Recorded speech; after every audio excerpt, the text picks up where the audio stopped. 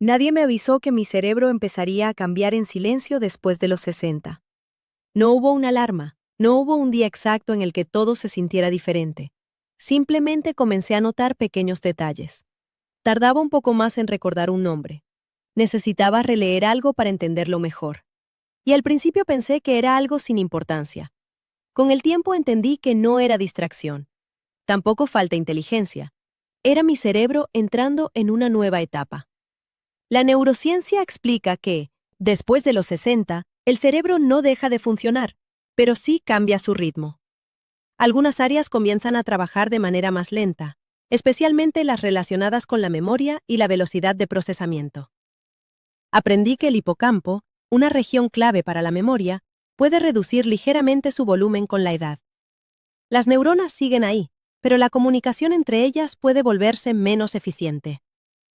No es que mi mente esté fallando de repente, es que está envejeciendo de forma natural. Lo más sorprendente es que estos cambios son tan graduales que casi no se notan al principio. Yo mismo los normalicé. Pensé que era cansancio, que era estrés, que era algo pasajero. Pero en realidad era el inicio de una transformación silenciosa. Comprender esto cambió mi perspectiva. Porque cuando entiendo que mi cerebro no está rompiéndose, sino adaptándose, dejo de sentir miedo y empiezo a sentir responsabilidad. Y esa conciencia es el primer paso para proteger mi mente en esta nueva etapa de la vida. Cuando decidí entender lo que realmente estaba pasando dentro de mi cabeza, descubrí algo que me dio tranquilidad. Mi cerebro no estaba fallando, estaba cambiando biológicamente, como cualquier otro órgano del cuerpo con el paso del tiempo. Los neurocientíficos explican que, después de los 60, el cerebro puede reducir ligeramente su tamaño total.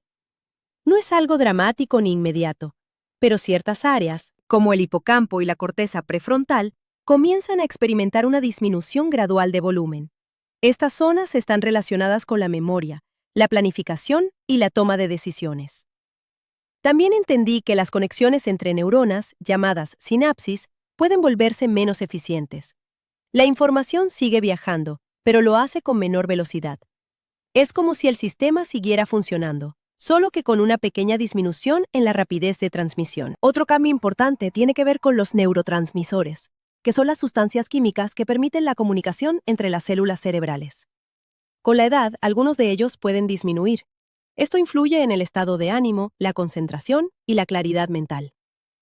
Saber todo esto me ayudó a dejar de interpretar cada olvido como una señal de deterioro grave. Comprendí que el cerebro envejece, pero no desaparece su capacidad. Cambia su estructura, cambia su ritmo, pero sigue siendo una herramienta poderosa cuando recibe el cuidado adecuado. Durante un tiempo pensé que me estaba volviendo olvidadizo. Me preocupaba no recordar un nombre al instante o tardar más en encontrar una palabra en medio de una conversación. Sentía que algo no estaba bien.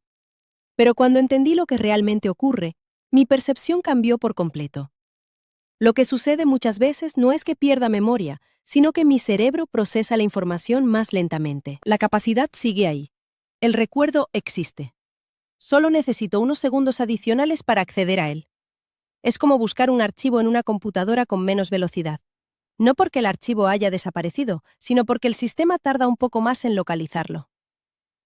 La neurociencia explica que, con la edad, disminuye la velocidad de recuperación de información almacenada. Eso no significa que la inteligencia se reduzca. De hecho, el conocimiento acumulado durante toda la vida permanece. Mi experiencia, mi criterio y mi capacidad de análisis siguen presentes. También entendí que hay una diferencia clara entre los cambios normales del envejecimiento y las enfermedades neurodegenerativas. En el envejecimiento natural, puedo recordar después de un momento. En una enfermedad, la información simplemente se pierde de manera progresiva. Esa diferencia es fundamental para no vivir con miedo innecesario. Hoy comprendo que mi memoria no está desapareciendo, está funcionando bajo nuevas condiciones. Y cuando acepto ese ritmo distinto, dejo de juzgarme y empiezo a adaptarme con más paciencia y conciencia. Hubo un momento en el que me di cuenta de que aprender cosas nuevas ya no era tan automático como antes. No era imposible, pero requería más concentración, más repetición y más paciencia. Fue entonces cuando entendí el papel de la plasticidad cerebral en esta etapa de mi vida. La plasticidad cerebral es la capacidad que tiene mi cerebro de crear nuevas conexiones entre neuronas. Durante la juventud, este proceso ocurre con gran rapidez. Después de los 60, sigue existiendo, pero se vuelve más lento. Mi cerebro aún puede adaptarse, pero necesita más estímulo y más intención. Eso significa que si dejo de desafiarme, si repito siempre las mismas rutinas y evito aprender cosas nuevas, esa capacidad se reduce aún más. El cerebro es como un músculo. Si no lo uso, pierde fuerza. Si lo estimulo, se mantiene activo. También comprendí que esta menor plasticidad no es una sentencia. Es una señal de que debo ser más consciente con mis hábitos.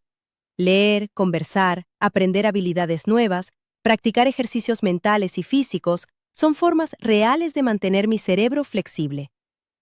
Aceptar que mi cerebro aprende de forma diferente no me limita. Al contrario, me obliga a involucrarme más en mi propio desarrollo.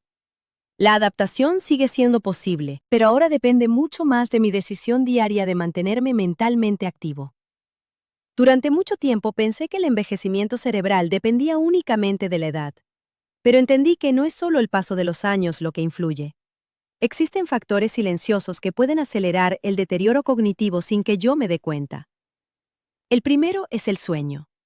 Cuando no duermo bien, mi cerebro no logra limpiar adecuadamente los desechos metabólicos que se acumulan durante el día. La neurociencia ha demostrado que el descanso profundo es esencial para consolidar la memoria y proteger las neuronas.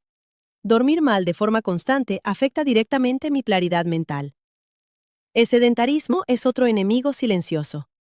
Cuando dejo de mover mi cuerpo, también reduzco el flujo sanguíneo hacia el cerebro.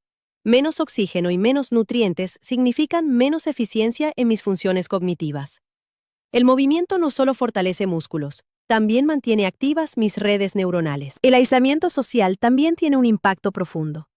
Conversar, compartir ideas y mantener vínculos estimula múltiples áreas cerebrales al mismo tiempo.